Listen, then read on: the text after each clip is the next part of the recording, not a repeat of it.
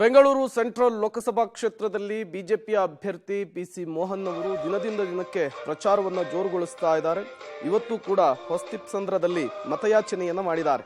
ನೂರಾರು ಸಂಖ್ಯೆಯ ಕಾರ್ಯಕರ್ತರ ಜೊತೆಗೆ ಸುಮಾರು 8 ಕಿಲೋಮೀಟರ್ ಬೃಹತ್ ರ್ಯಾಲಿಯನ್ನು ನಡೆಸಿದ್ರು.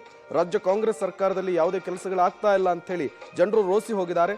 ಈ ಬಾರಿ ಅತಿ ಹೆಚ್ಚಿನ ಲೀಡ್ನಲ್ಲಿ ಜನ ನನ್ನನ್ನು ಗೆಲ್ಲಿಸ್ತಾರೆ ಅಂತೇಳಿ ಮತ್ತೊಮ್ಮೆ ವಿಶ್ವಾಸವನ್ನು ವ್ಯಕ್ತಪಡಿಸಿದ್ದಾರೆ.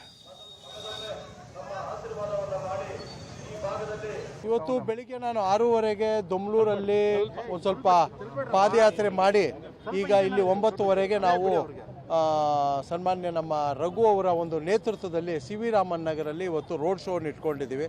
ಬಹಳ ಕಾರ್ಯಕರ್ತರು ಉತ್ಸಾಹದಲ್ಲಿದ್ದಾರೆ. ಇಲ್ಲಿ ಬಹಳ ರಘು ಅವರ ನೇತೃತ್ವದಲ್ಲಿ ನಮ್ಮ ಒಂದು ಇಲ್ಲಿ ಸಂಘಟನೆ ಕೂಡ ಒಳ್ಳೆ ಭದ್ರಕೋಟೆ ಇದ್ದಂಗಿದೆ. ಈ ಸತಿ ನಮಗೆ ನಾನು ರಘು ಅವರು ಮಾತಾಡಿದ ಕಳೆದ ಬಾರಿಗಿನ ಇಲ್ಲಿ ಡಬಲ್ ಮಾರ್ಜಿನ್ ಬರುತ್ತೆ ಅಂತ ಹೇಳಿ ನಮಗೆ ಒಂದು ವಿಶ್ವಾಸ ಕೂಡ ಈ ಒಂದು ಕ್ಷೇತ್ರದಲ್ಲಿದೆ. ಯಾಕೆಂತಂದರೆ ರಘು ಅವರು ಕಳೆದ 5 ಬಾರಿಯಿಂದ ಇಲ್ಲಿ ಸ್ಪರ್ಧಿಸಿ ಗೆದ್ದಿದ್ದಾರೆ. ಅವರಿಗೆ ಒಳ್ಳೆಯ ಒಂದು ಜನ ಅಭಿಪ್ರಾಯ ಕೂಡ ಇದೆ.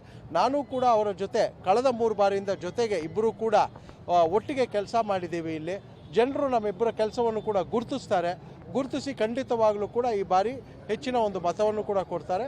ಇದ್ರ ಜೊತೆಗೆ ಕೇಂದ್ರ ಸರ್ಕಾರದ ಸಾಧನೆಗಳನ್ನು ನಾವು ತೊಗೊಂಡು ಹೋಗ್ತಾ ಇದ್ದೀವಿ.